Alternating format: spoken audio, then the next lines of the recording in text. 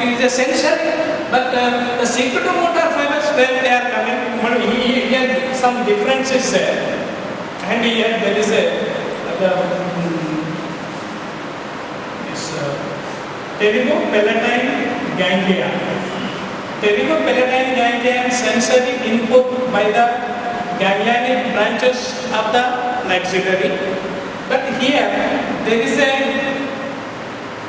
greater petrosolnar and deep petrosolnar, and these things and the nerve to the here the collectively it is called by the nerve to the pterygopalatine.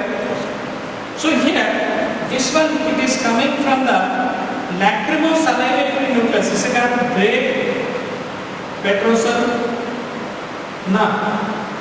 This one is a deep petrosolnar.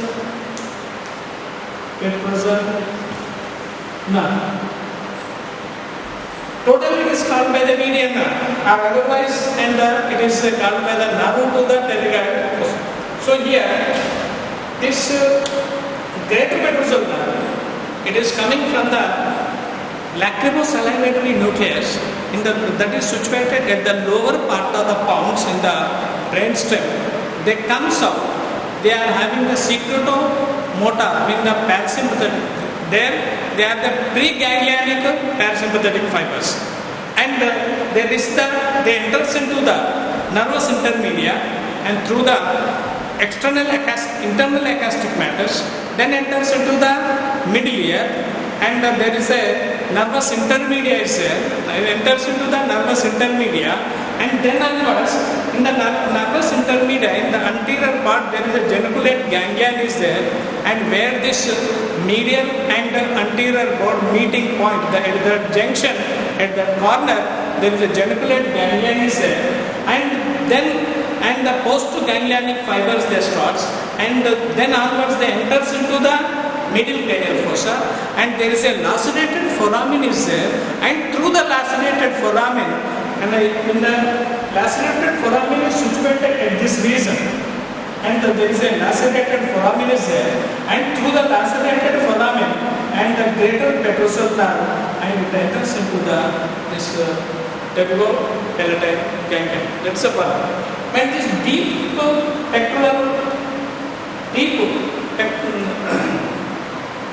petrosolnar, and that is coming, and that is a different again in the lacerated foramen, and there is an internal carotid arteries there around the internal carotid artery, and there is a sympathetic plexus are there around that, and those branches, and they enters into the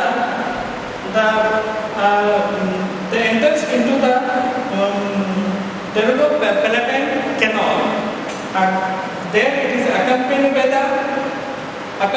the greater petrosolnar. Collectively it is called by the median nerve, and these things they enters into the pterygopalatine ganglion. In here post parasympathetic secretomotor fibers, they are coming from here, and when they enters into here, and these fibers they runs along with this. These are the post ganglionic parasympathetic fibers, secretomotor fibers. The secretomotor fibers, and from the ganglion they enters into the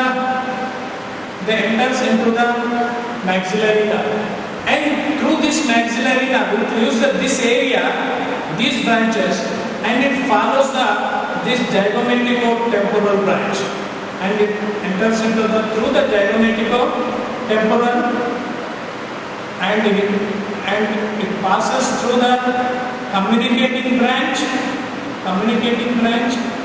and then accompanied by this lacrimal branch of the ophthalmic nerve, and then enters into the substance of the lacrimal gland, and the secretion of the lacrimal gland, that is depends upon this secretomotor fibers which are coming from the ganglia and they follows this zygomatic branch. This one is a zygomatic branch.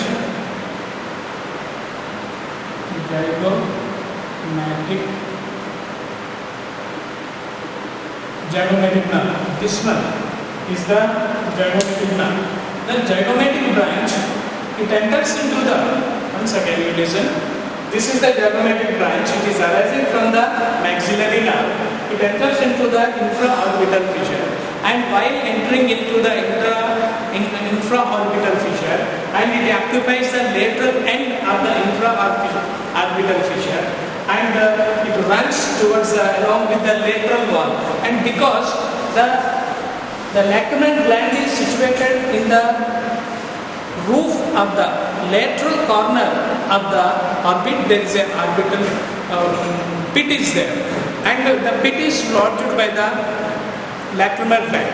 So here they enters into this zygomatic branch along with the lateral wall, and it runs towards anteriorly, and it comes out through the zygomaticofacial foramen.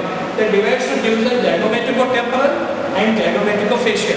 The zygomaticotemporal and it supplies to the here, and zygomaticofacial is here. And this zygomaticotemporal, and it gives this communicating branch. But communicating branch, it is having the secretomotor fibers. Secretomotor fibers, where they are coming from, and they are coming from the ganglia. It has given in a green color. These are the fibers, parasympathetic, post-ganglionic, parasympathetic, secretomotor fibers, and they are input from here there is a greater petrocellular, and there is a parasympathetic, preganglionic parasympathetic fibers, and post-ganglionic parasympathetic fibers, and deep petrocellular sympathetic fibers. They enters into the trigeminal ganglia, and the secretomotor fibers, they follows this ganglionic branches, and it enters into the maxillary nerve. Then these fibers, they use these things, and they follows the zygomatic branch, and through the zygomatic branch and the zygomaticotemporal nerve, and it gives the communicating branch, and this communicating branch along with the communicating branch, the secretomotor fibers, they are going towards the lacrimal gland along with the lateral wall of the orbit. It is accompanied by the lacrimal branch. This one is a lacrimal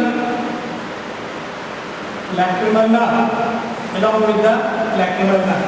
Meaning here, and the communicating branch, it will accompanied by the lacrimal nerve, that is a branch of the ophthalmic, and this one, the lacrimal, and the communicating branch accompanied by the secretomotor fibers, post-ganglionic secretomotor fibers, and accompanied by this communicating branch. I am stopping here. Okay.